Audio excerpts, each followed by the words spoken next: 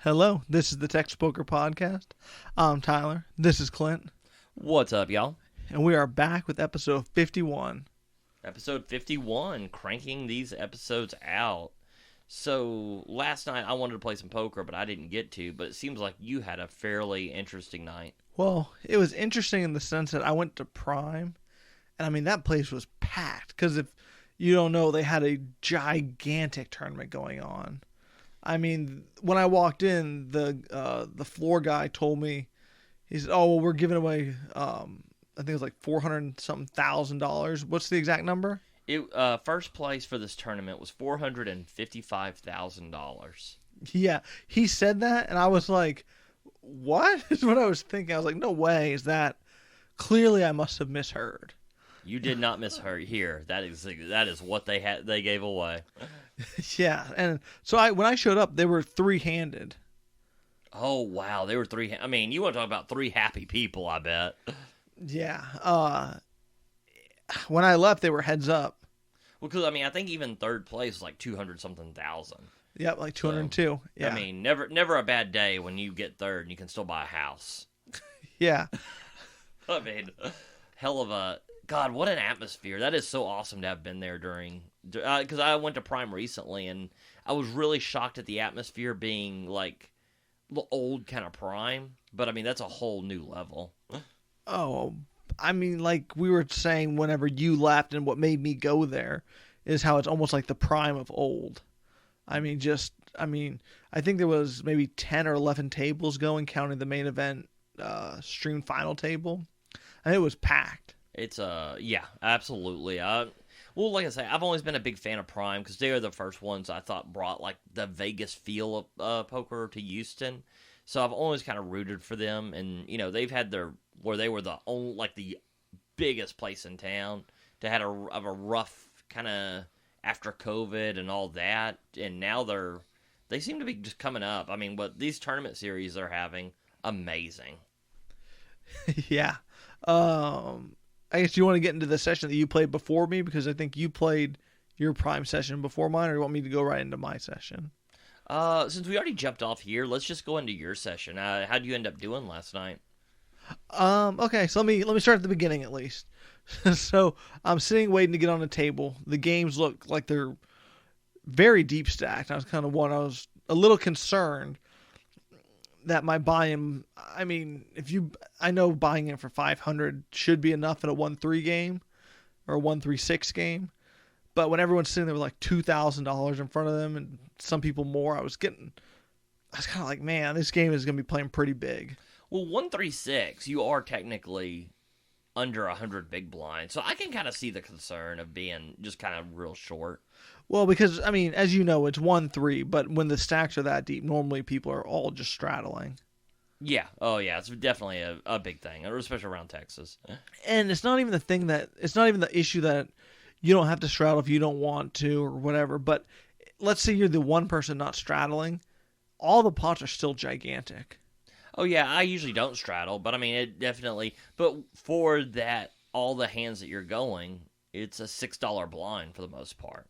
So, yeah, I mean, it's just, which, I mean, like you say, the raises are gonna be more, and the pots are just gonna grow that much more. That means the turn bets are more. So, yeah, it just constantly feeds on itself.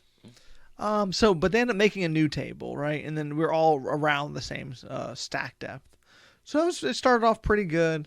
I was pretty surprised. I flopped top pair like ace queen and bet it all the way down and got paid on some of those, which, I mean, as of late felt like something new because I had not been running the best. Yeah, it's always a good feeling when you can just get your basic hands just to hold. I mean, you're rolling whenever you're hero calling down with pocket sixes on a. It was what was it? It was 5-4-3. I flopped open ended. And then the turn was like a jack, and the river a queen, and then I called a big bet on the turn. Check the river. That was good. Here's a question: that's an interesting flop for your exact hand. How did the flop action go? He bet like pot, and I called. Did you think of raising? I did, but me and this guy have been battling pretty hard throughout. I did your 3-bet with Ace Queen with him. Okay. Completely bricked the flop. It was like 3-7-9. Okay. And I did C-bet small, down bet the C-bet, and he called, but I could see he was debating raising or folding. Oh, sorry, not raising or folding. He was in a debate, right? You could clearly see he was kind of tanking about something. Oh, I know exactly where this is going. But he only called, and then I spiked the ace on the turn. Oh, I thought regardless of the ace, you were just gonna barrel the crap out of this turn once he debated. It did not seem like a guy like troubled debating.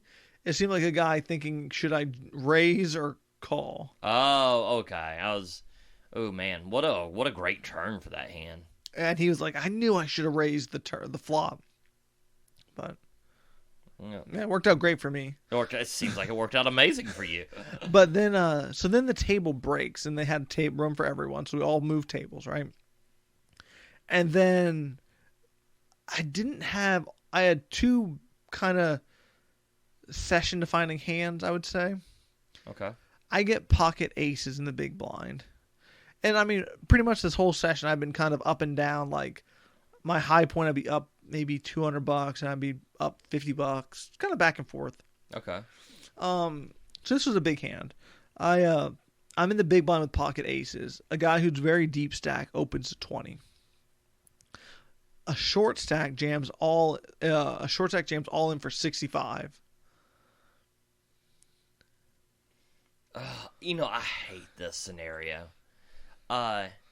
Because like it should be good, but then if it calls, well, I guess it depends on who calls and everything. Like what happens after that short stack goes for 56? 65. 65. I repop it to 200. It seems like it's so hard to get a call here.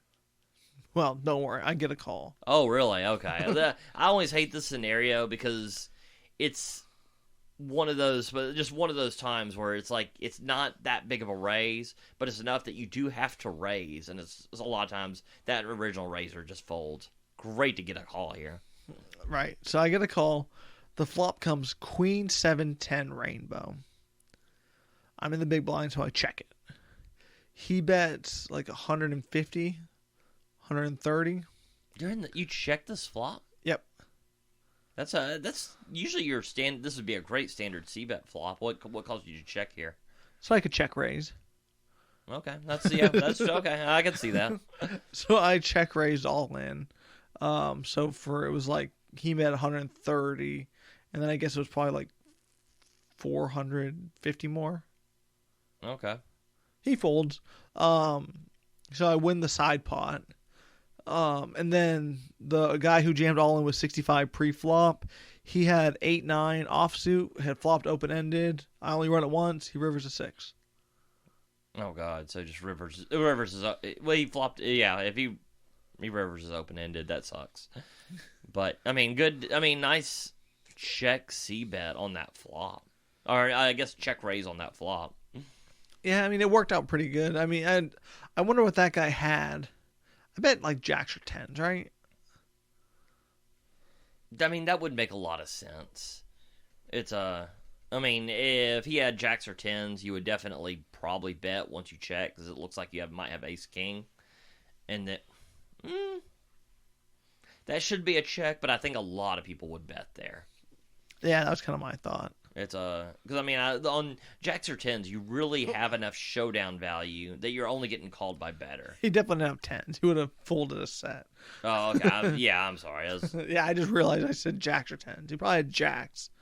I mean, he could have actually had a queen, and just I mean, once you check raise all in, I mean, you made it 200 pre-flop.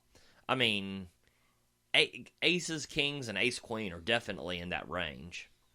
Absolutely. I think he was frustrated because after that hand, I had played another hand where I opened a suited connector to 20, and he raised me to it was like 100 and like 40 or something. Good God. I was like, oh yeah. I was like, well, I guess I can't call this.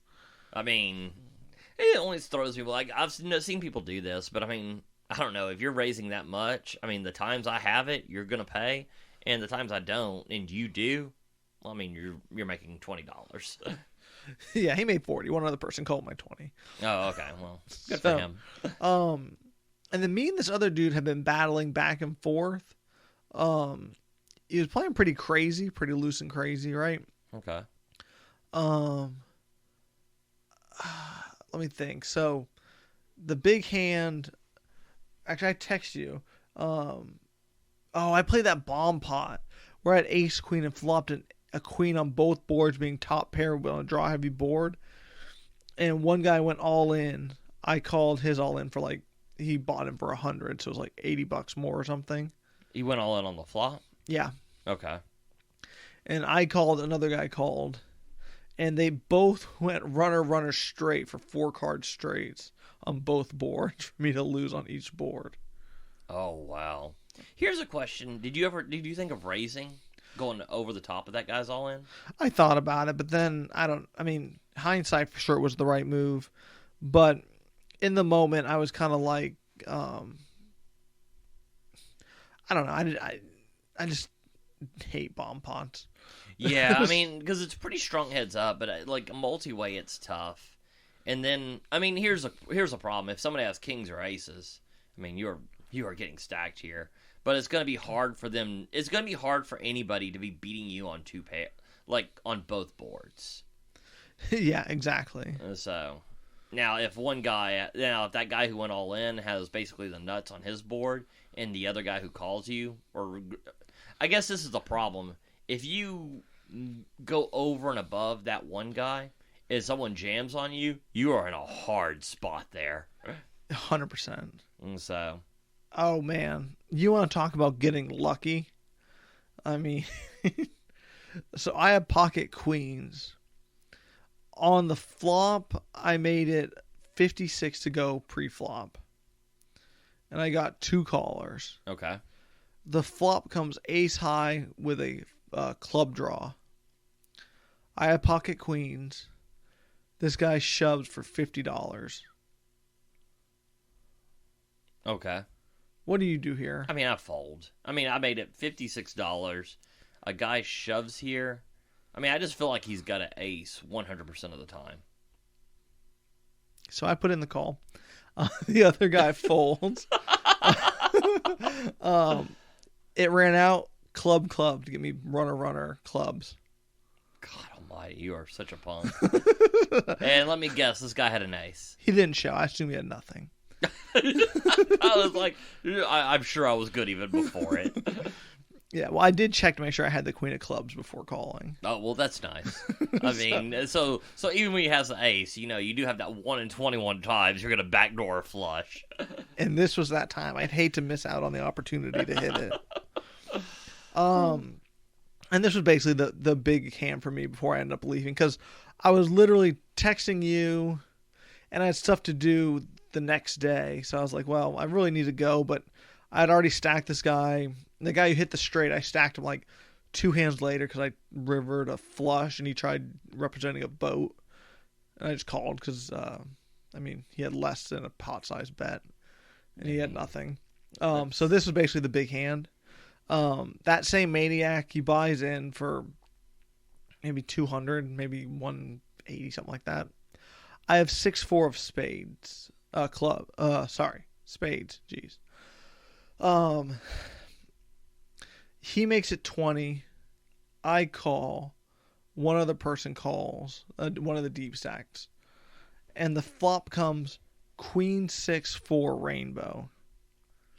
Good God, what a flop for you. That's what I was thinking. And then he bets pretty big.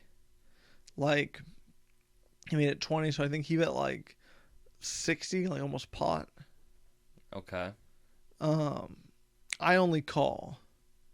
He had to have had more money than what. I like this only call here, because, I mean, like, I think a lot of people would be like, well, you could raise here.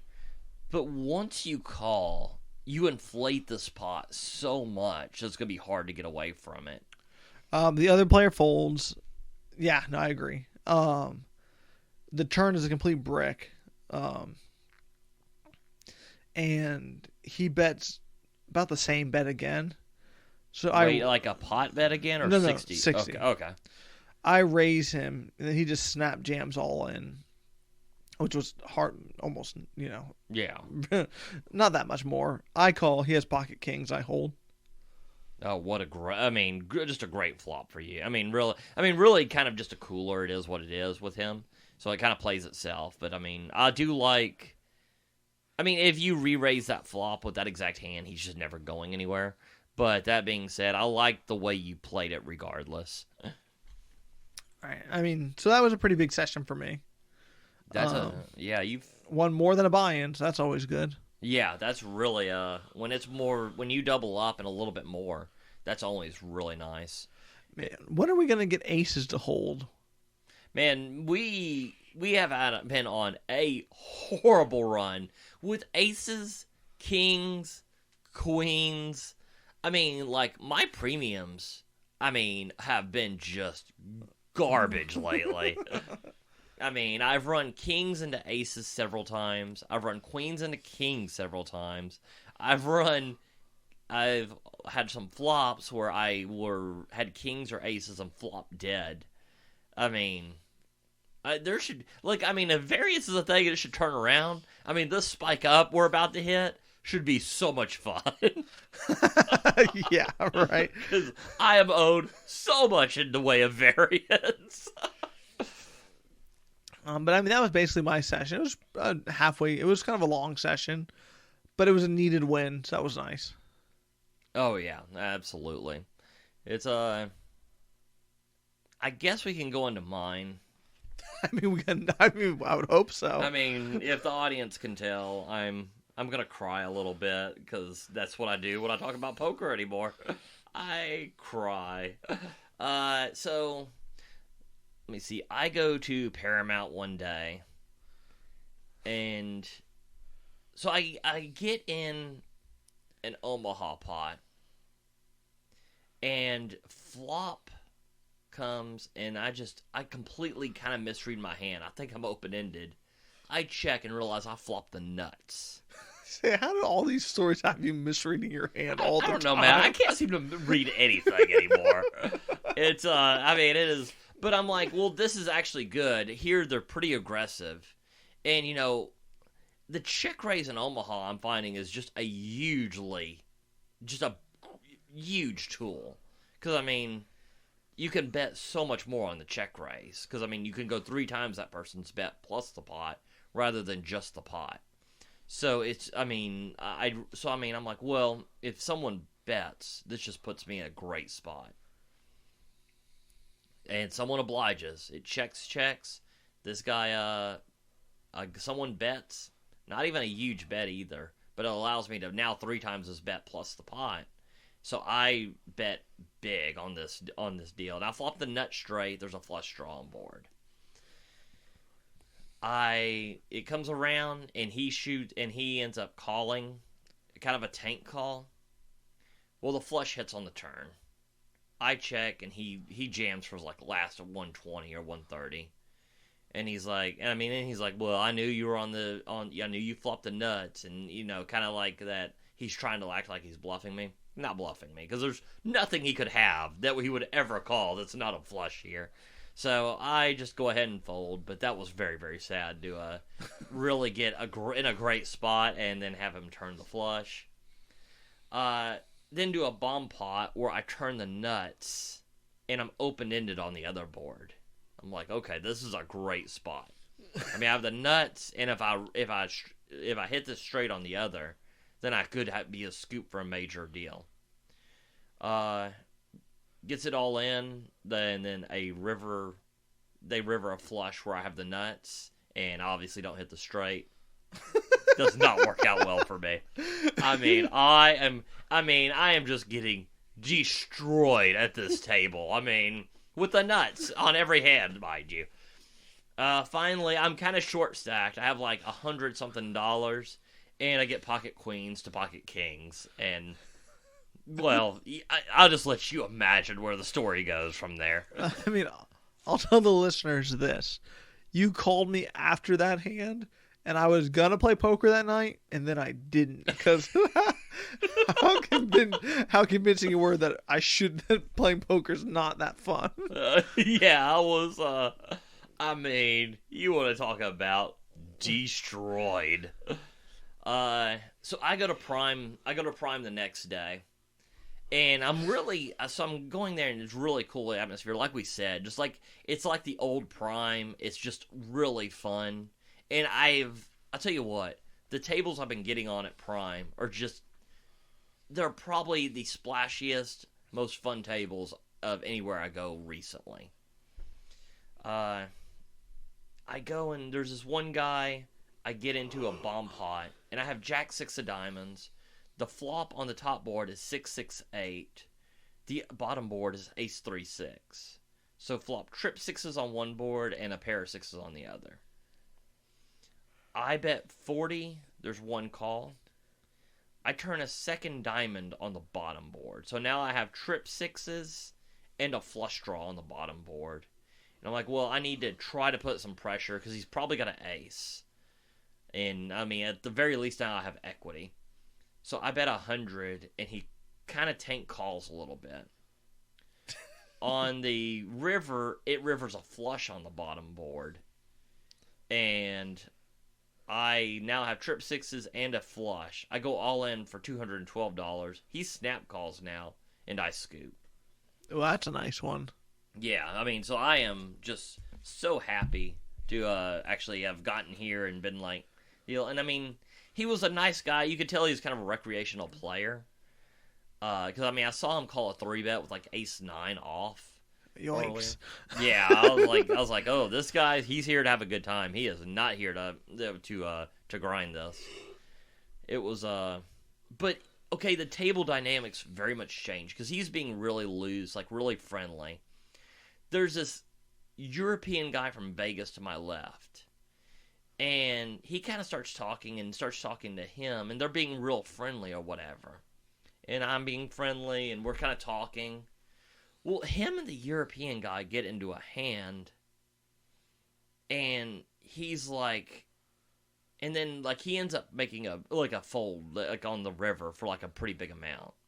And you know, they've been talking and half-assing and bullshitting. Well, he asked the European, he's like, what'd you have or whatever and all that. And he asked a couple times, and, you know, but the European guy ends up saying, like, you know, I'm not telling you shit, it's poker. Which I thought was pretty harsh when you've got a very splashy recreational player who's there to have a good time, and you're grinding. I was like, I mean, kind of your job as a poker player, if you're going to be playing for profit, is making sure these people have a good time a little bit, right? Yeah, you would think so.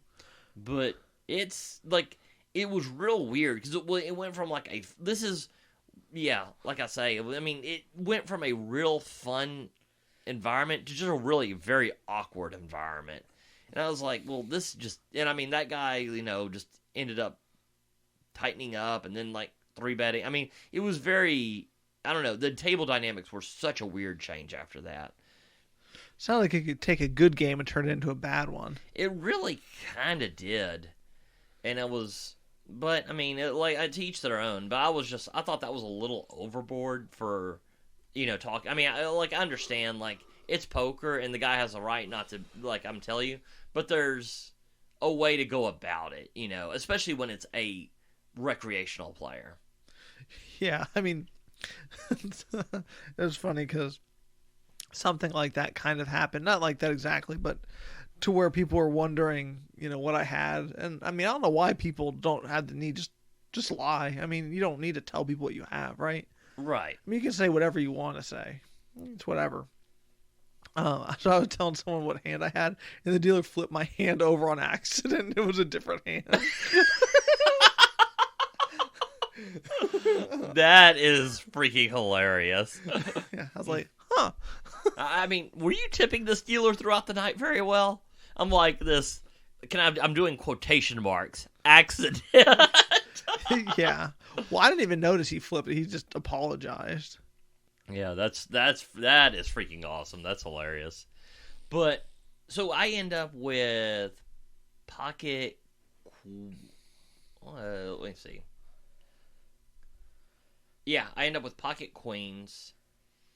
The table's gotten a little aggressive, so I end up raising the kind of loose, that kind of same player who he's the recreational player. He ends up calling this guy who's kind of been 3-betting and playing a little wild. Ends up 3-betting me to like 80.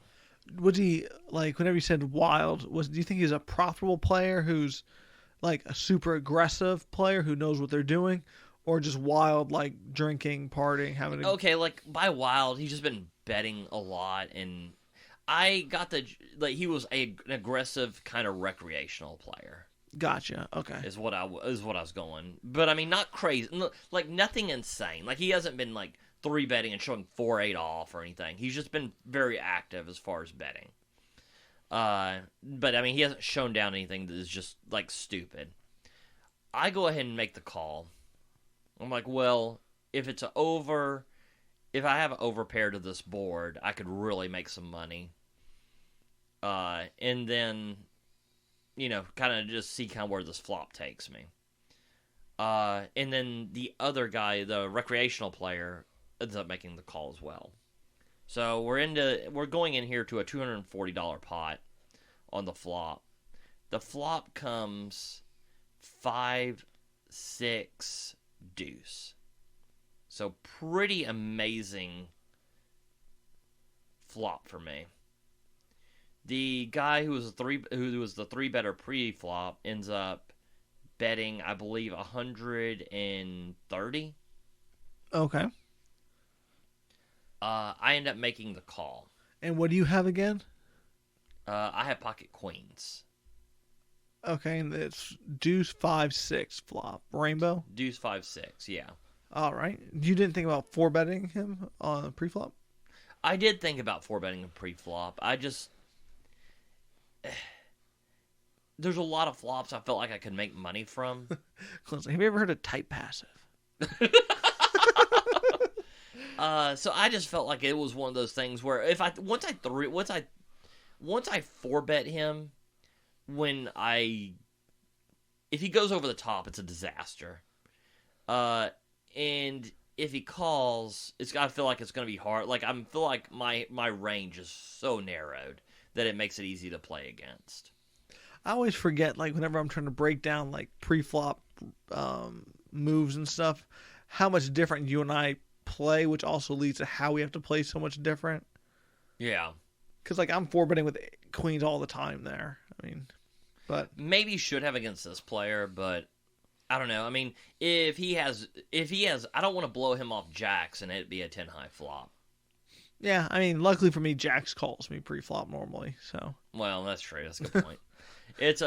But the recreational player he bets 130. I call 130, and the recreational player now jams for like 700.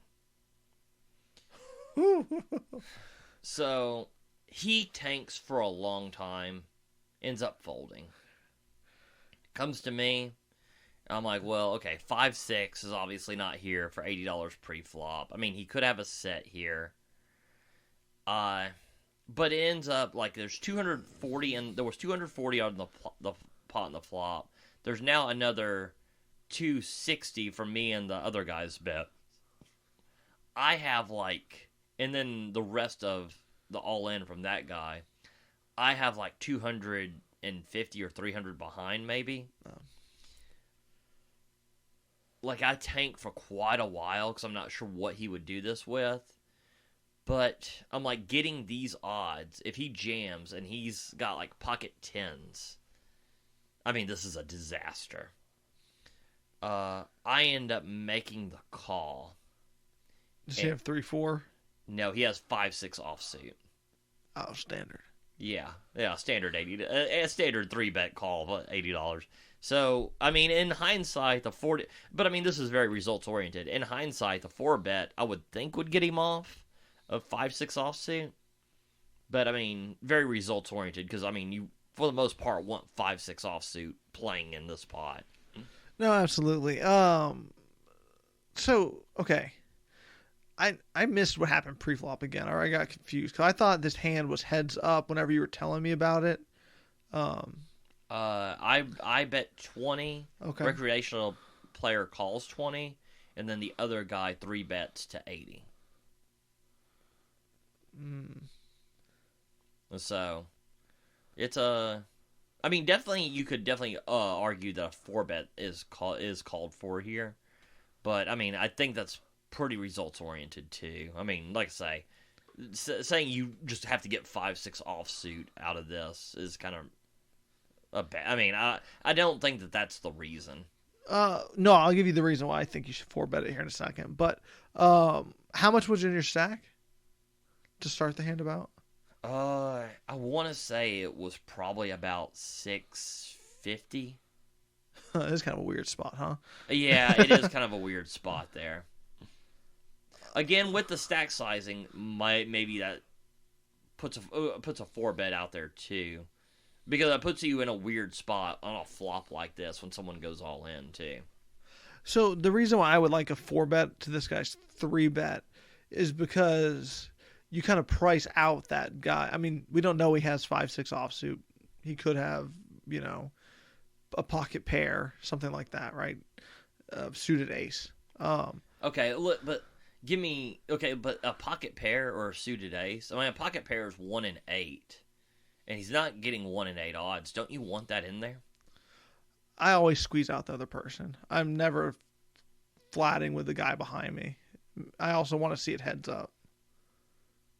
Just on principle. I mean, I can kind of see that. I mean, it definitely makes it easier to navigate the flop. For sure. That's the key. Exactly. Yeah, it's I mean, not that I'm getting a better. Like I understand what you're saying, that it's profitable to have that guy in there with 5-6 offsuit pocket deuces, but it is gonna be easier, I think, whenever you 4-bet, squeeze that guy's $20 out, $20 goes in dead, then you can play the heads up from there. Yeah, no, 100%. It's I do agree with that part of it.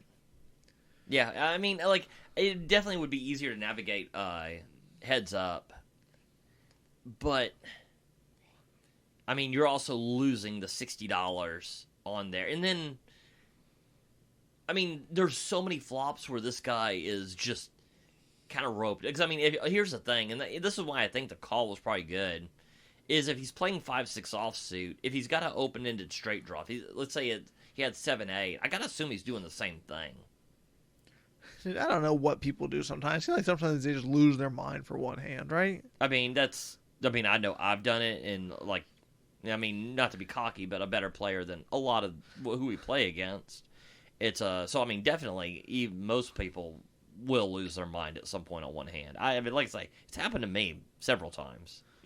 Yeah. So I mean, maybe that was just the time he was just not going to fold. I don't know, but in principle, I like the 4-bet with that guy behind you, not to invite him in, even though I know you want to invite him in sometimes. But I don't know, maybe clean up the equity might be kind of. I mean, seeing it 3 ways in a 3-bet pot is kind of dicey.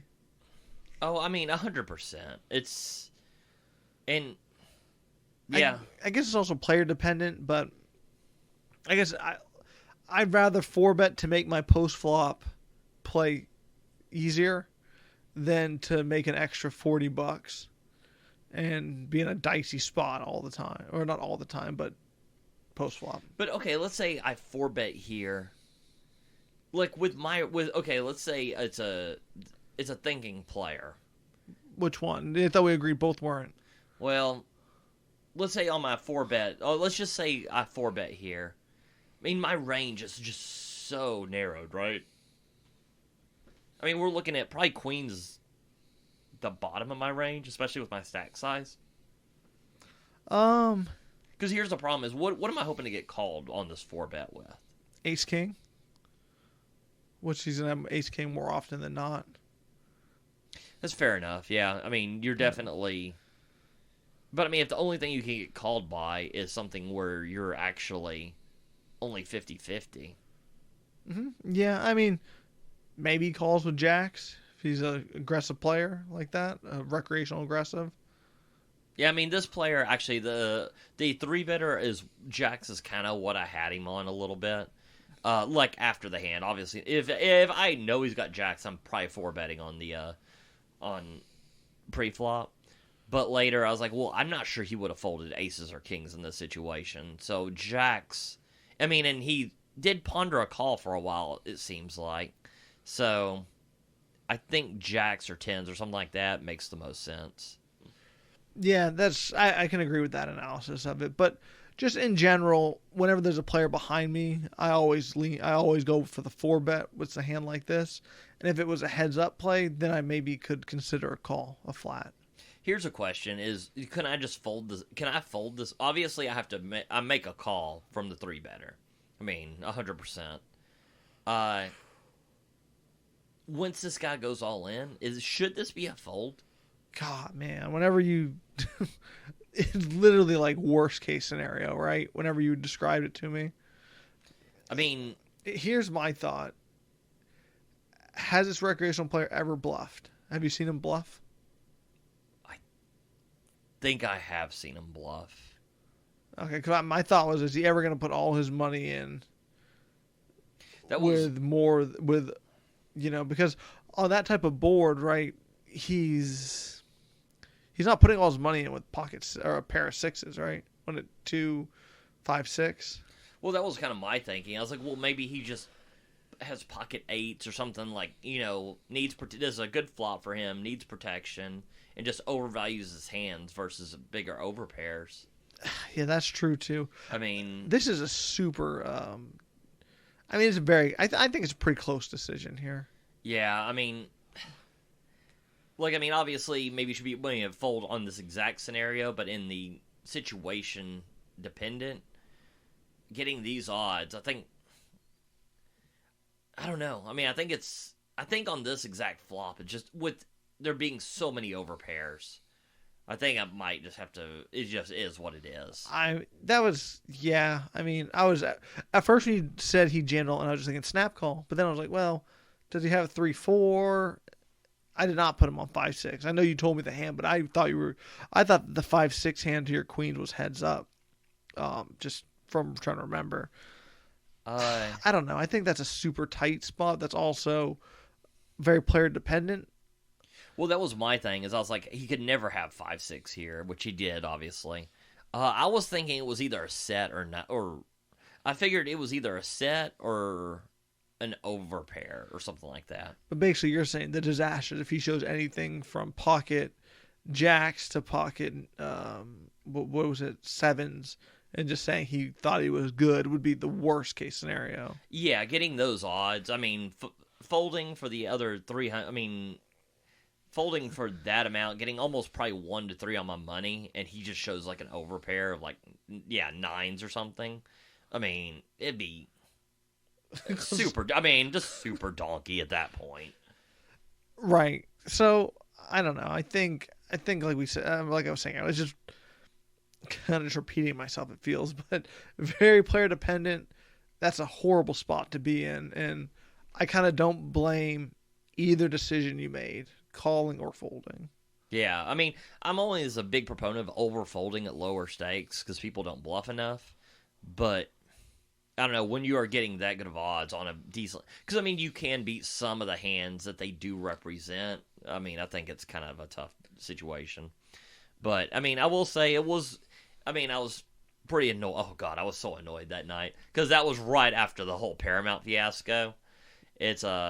But, I mean, it was a lot of fun being at Prime, like, in that environment. I mean, it was really an enjoyable situation there. So I was glad to see that part of it. Okay, so finally, before we go, I had one other session, and this is actually a good one. I didn't know I could win. So Me and you've gone back and forth against time versus rate games. I try to do the time games a lot here in Houston because I feel like it's better. It's more on the legal side. Well, I would say both of us too, right? Yeah, both of us, really. That was weird phrasing. That's true. That's both of us. But there is one game that is not a time game that people just, I don't know, everybody's wanted me to go because they seem to love this place so much. 101 in Katy is I won't say, I don't know how we can use it. We'll just go with non-timed. I'm not going to use the word right. We'll just say non-timed. But I go because everybody has recommended this place, and I'm like, well, let's just go and see. I'm gonna have to go and see and check it out. But here's the thing: that we were playing at it when it was a time game, and it was awesome then. I mean, it was a great game whenever it was a timed game. Oh yeah, I loved it then and everything. I just hadn't been there in so long. I felt like I needed to check it out again because you had said how great it was. A dealer at Prime had said it was, or how great it was. So many people have told me. And what makes it good is a lot of times in these non-time games is the players who are willing to not pay time and get in for free and play for quote very big quotes play for free.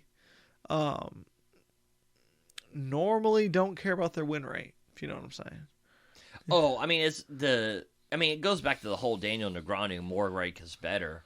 And I mean, not saying more rake is better, but just saying if there's two games and one's raked harder, then most of the grinders are going to be the least rake game, and the fish end up, because they don't pay attention to it that much, go to the other game. I mean, all they see is that there's a gigantic bad beat bonus, and there's a bunch of free stuff. Oh, yeah.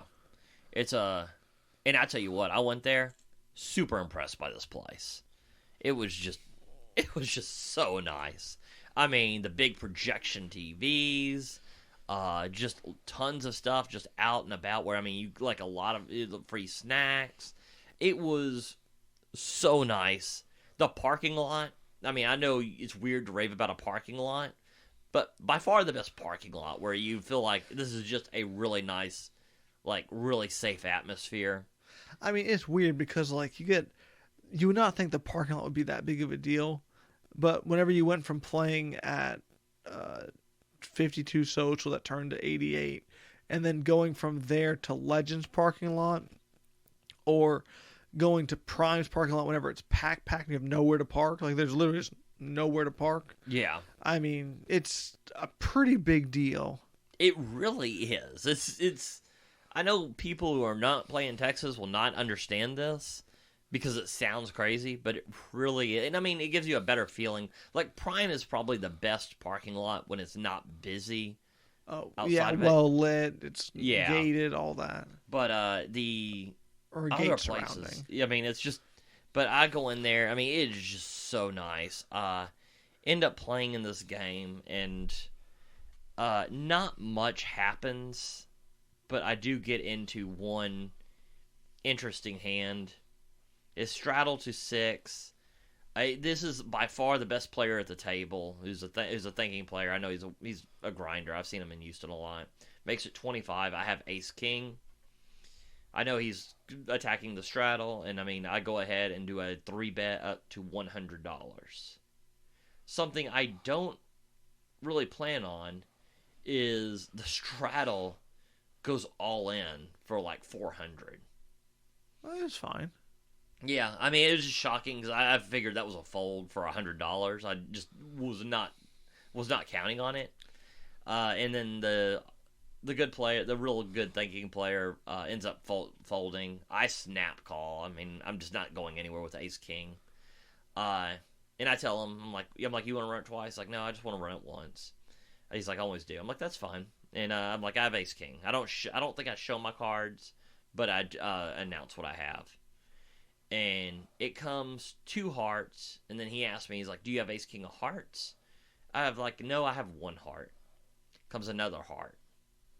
And then it rivers a heart. And I have the nut flush, and he flips over ace king of spades. Oh God. Yeah.